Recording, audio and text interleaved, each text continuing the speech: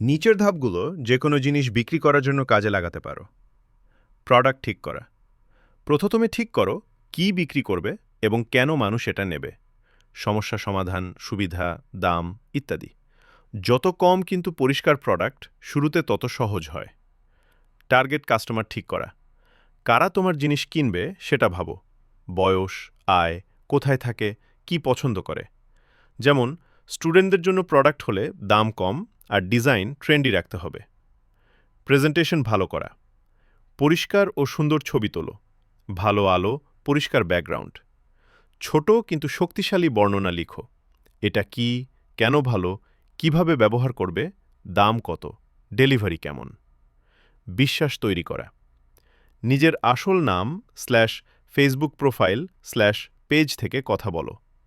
আগের কাস্টমারের review, screenshot, video testimonial ব্যবহার করলে মানুষ বেশি ভরসা করে। সঠিক জায়গায় বিক্রি করা।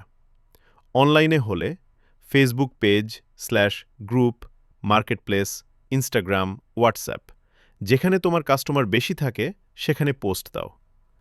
অফলাইনে হলে পরিচিতদের মাধ্যমে, দোকান বা স্টলের মাধ্যমে, লোকাল নেটওয়ার্ক ব্যবহার করো।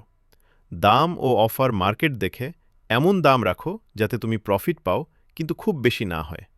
শুরুতে ছোট discount, buy 2 get 1, free delivery বা সীমিত সময়ের অফার দিতে পারো। যোগাযোগ ও ফলো আপ।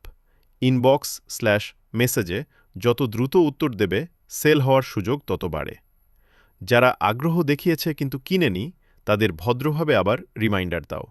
স্টক কম, অফার শেষ হবে, এই ধরনের কথা দিয়ে। ভালো সার্ভিস, সময়মতো ডেলিভারি, ঠিক প্রোডাক্ট পাঠানো, সমস্যা হলে রিপ্লেস/রিফান্ডের চেষ্টা, এগুলো লং টার্ম বিক্রির আসল পাওয়ার। সন্তুষ্ট কাস্টমার আবার কিনবে, অন্যদেরও বলবে। ছোট উদাহরণ, বাংলায় লেখা আইডিয়া। আমাদের হাতে বানানো কেক শহরের হোতরে হোম ডেলিভারি সহ পাওয়া যায়। প্রতিটি কেক অর্ডার অনুযায়ী ফ্রেশ করে বানানো হয়, কোনো প্রিজারভেটিভ নেই। জন্মদিন, পার্টি বা গিফট